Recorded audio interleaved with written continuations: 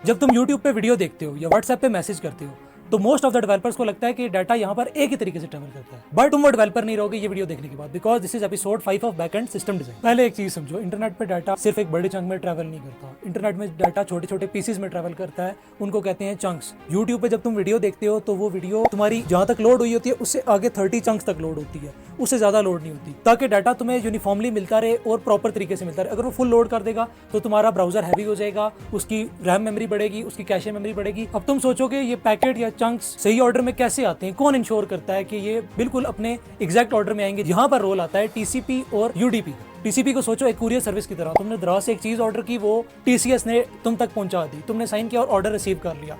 अब अगर तुम घर पे मौजूद नहीं थे तो तुम्हारी डिलीवरी रीट्राई की जाएगी। बिल्कुल इसी तरह टीसीपी भी करता है, अगर पैकेट तुम तक नहीं पहुंचा तो वो उसको रीट्राई करता है। क्लाइंट बोलता है भाई रेडी हो, सर्वर कहता है हाँ भाई मैं रेडी हूँ, क्लाइंट कहता है चलो शुरू करते हैं बिना किसी, इसे कहते हैं टीसीपी 3-वे हैंडशेक। टीसीपी में रिलायबिलिटी की पूरी गारंटी होती है। अगर आपको डाटा नहीं मिला या डाटा का कोई चंक लॉस हो गया, सर्वर उसको रीट्राई करेगा, लेकिन इस रिलायबिलिटी की एक कॉस्ट है, इसके लिए एक्स्ट्रा टाइम और एक्स्ट्रा ओवरहेड लगता है। इसी ओवरहेड को कवर करने के लिए मैदान में यूडीपी आता है। अब यूडीपी को समझो रेडियो स्टेशन की तरह, रेडियो का आरजे 24 घंटे बजता रहता है। अब तुम जब भी रेडियो का चैनल ट्यून इन करोगे तुम तब का वो पर्टिकुलर पार्ट सुन सकते हो, उससे ना तुम पिछला सुन सकते हो ना तुम अगला सुन सकते हो। तो यही काम यूडीपी का होता है। इसमें ना कोई ओवरहेड होता है, ना कोई रिट्रांसमिशन होती है, कोई पैकेट लॉस हो जाए तो वो एप्लीकेशन खुद हैंडल करेगी। यूडीपी कहता है मेरी कोई जिम्मेदारी नहीं है। लेकिन यूडीपी का एक फायदा है कि ये ब्लेजिंग फास्ट होता है, जिसकी वजह से इसे यूज किया जाता है। टीसीपी को तुम उस जगह पे यूज करते हो जहां तुम 1% भी डाटा के अंदर लॉस बर्दाश्त नहीं कर सकते, जैसे तुम्हारे व्हाट्सएप का मैसेज हो गया, तुम्हारी रेस्ट एपीआईज होगी, तुम्हारे बैंकिंग सिस्टम्स हो गए। यूडीपी वहां यूज होता है जहां एक्यूरेसी से ज्यादा तुम्हारी स्पीड मैटर कर रही होती है। फॉर एग्जांपल तुम पबजी का टूर्नामेंट प्ले कर रहे हो,